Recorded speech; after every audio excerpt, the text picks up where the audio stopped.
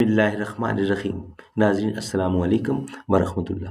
ناظرین ہم آپ کی خدمت میں رکھ رہے ہیں حدیث نبوی صلی اللہ علیہ وآلہ وسلم، یعنی کہ صحیح بخاری کی یہ حدیث ہے جو ہم آپ کی خدمت میں رکھ رہے ہیں 6342 یعنی 6342 حدیث نبوی صلی اللہ علیہ وآلہ وسلم۔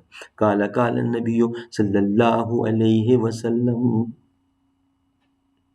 نبی کریم جمعہ کے دن خطبہ دے رہے تھے کہ ایک آدمی کھڑا ہوا اور کہا کہ یا رسول اللہ، اللہ سے دعا فرما دیجئے کہ ہمارے لیے بارش برسائے۔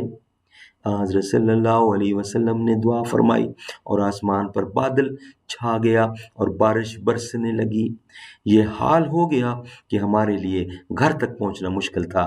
یہ بارش اگلے جمعہ تک ہوتی رہی۔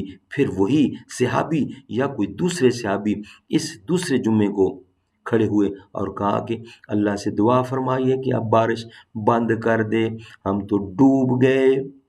حضرت صلی اللہ علیہ وسلم نے دعا کی کہ اے اللہ، ہمارے چاروں طرف بستیوں کو سیراب کر اور ہم پر بارش بند کر دے۔ چنانچہ بادل ٹکڑے ہو کر مدینہ کے چاروں طرف بستیوں میں چلا گیا اور مدینہ والوں پر بارش رک گئی۔ سبحان اللہ۔ ناظرین، یہ تھی حدیث نبوی صلی اللہ علیہ وسلم جو ہم آپ کی خدمت میں رکھ رہے تھے۔